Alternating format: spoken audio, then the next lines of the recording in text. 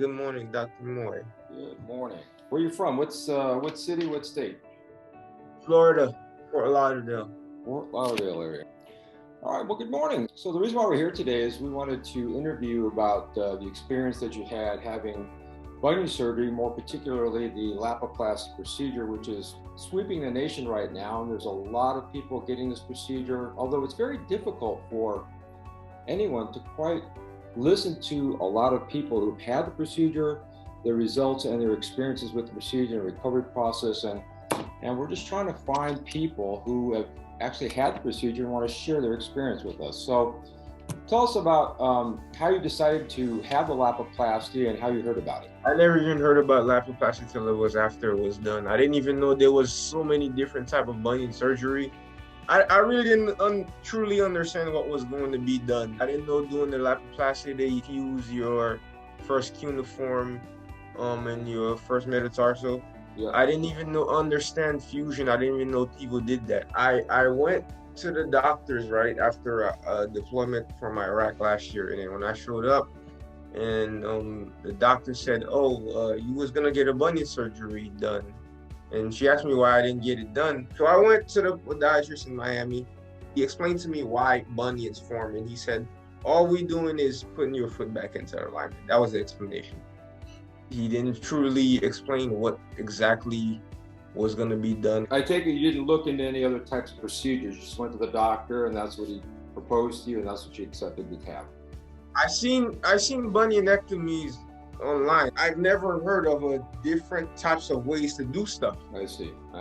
Tell us about your symptoms and how your recovery process was right after surgery.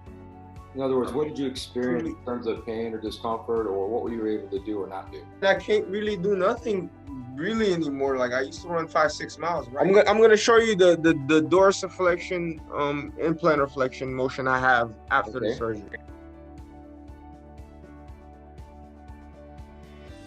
Yeah, okay. So it's a little on the stiff side. I think that implant was unnecessary. All it did was cause me a whole bunch of pain. All I'm left with is a bunch of arthritis. Tell us about the recovery process and what you experienced right after surgery. What was happening with you? You know how you walk and your foot need to roll like this? Well, mine's couldn't because the toe was like this. You had no movement in your first metatarsal cuneiform. No, zero. Right. And I didn't even have physical therapy. I had to continue push for it for me to even get physical therapy. I just want you to tell me about your experience once the surgery was over, the next couple of few days or weeks. How much discomfort did you have, and were you on any narcotic pain medication? I had to take Malexican, gabapentin, and of course oxycodone. And how long were you taking the oxycodone? How long did you take it for? A week or? Couple months. Couple months. So when were you able to start to actually physically run on that foot? I can't, I still haven't run. I haven't run in a year. Walking hurts, so I bother not running because I used to run 5-6 miles. So how long was it before you had the internal fixation removed after the procedure? The end of July. Got the hardware removed. Okay, so it's about 6 months later. If you had to rate your pain scale out of 0 to 10, 0 being no pain and 10 being the worst imaginable, how much pain do you think you had to endure during the recovery process? I say 8. And when were you first able to actually put full body weight on your foot? I can honestly say when I took out that implant on my ankle, then I could put like full body weight. Were you using crutches at all? Yes, I was using crutches. Then I transitioned into a soft shoe. I see. And how long were you using your crutches for? More than a month? Definitely more than a month. Now that you're 11 months after surgery, tell us how your foot feels. It's really achy. Now I developed arthritis after. Do you happen to have any x-rays of your foot? I have an MRI disc actually. The MRI showed the damage to the cartilage. Well, I guess the moral of the story is that you probably wouldn't have the procedure over again because it doesn't sound like you want to go forward with your next foot. Nah, no way. Just leave your body alone completely. Like you don't fix what's not broken. I somehow thought that the surgery would just help my running more, just help my posture, my everyday walking.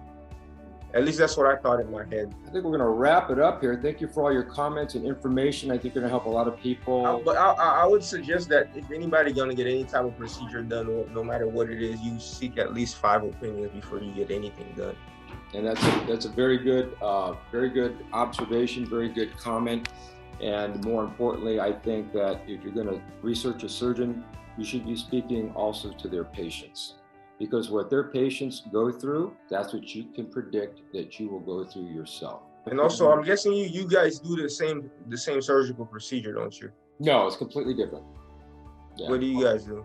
Well, I created my own procedure, so that's why we're talking to you. It's painless. You can walk immediately and run within 6 weeks, and there's no casters, no crutches, and I don't prescribe any pain medication because it's painless. How do you do it? Well, if you go to a website, you can read all about it. There are hundreds of people online who've already had video testimonials of their recovery process. We show you the before and after pictures. We show you the before and after x-rays. We show you how they progressed. There's also a video called 10 in a row, where we did 10 consecutive bunion surgeries in a row, and all 10 people tell you the results. You can just Google who's the best bunion surgeon in the world, and Dr. Moy will show up first. Just Google. Oh, I can. All right, Doctor.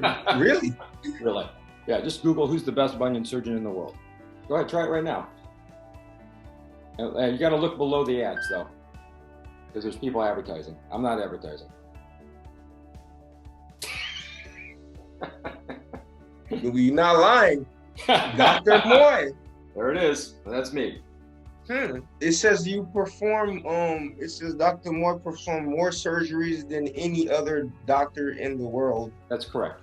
Not gonna argue with that. We appreciate your time and honesty in telling us your recovery process with this bunion procedure called the Lapiplasty, and we just want to share your results with other people so they can get your perspective on how this procedure goes for them. So once again, the best way for anybody to choose a surgeon is to listen to several patients who've had surgery by that particular surgeon. So whatever those people went through, there should be a consistency there, because surgeons are very consistent on the way they do things. Whatever their results turned out to be, you should extrapolate upon that and experience something very similar to what they went through. Yes, completely. All right, well, thank you very much. We're going to conclude this discussion, and look forward to talking to you sometime in the future. Thank you for giving me a voice, Dr. Moy. God bless. Nice talking to you. Have a great day. Bye-bye.